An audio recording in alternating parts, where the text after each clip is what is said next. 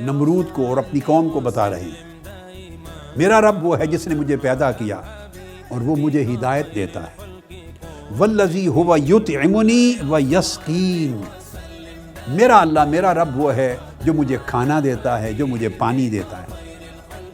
جب بھوکا ہوتا ہوں تو کھانا دیتا ہے، پیاسا ہوتا ہوں تو پانی دیتا ہے۔ وَإِذَا مَرِضْتُ فَهُوَ يَشْفِينِ، اور جب میں مریض ہو جاتا ہوں تو مجھے شفا دیتا ہے۔ اب ادب دیکھیے اس میں کیا ہے۔ پہلے فرمایا میرے رب نے مجھے پیدا کیا اور وہ ہدایت دیتا ہے، پھر فرمایا وہ مجھے کھانا دیتا ہے، اپنا ذکر کہیں نہیں کیا۔ یطعمنی، وہ مجھے کھانا دیتا ہے، ویسقین، وہ مجھے پلاتا ہے۔ اور جب مریض ہونے کا ذکر کیا تو یہ نہیں کہا کہ جب وہ مجھے مریض کر دیتا ہے، یعنی کھانے کا ذکر کیا تو فرمایا یطعمنی، وہ میرا رب مجھے کھانا کھلاتا ہے۔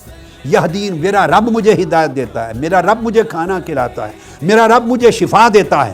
مگر یہ ساری خیر کی باتیں تھیں۔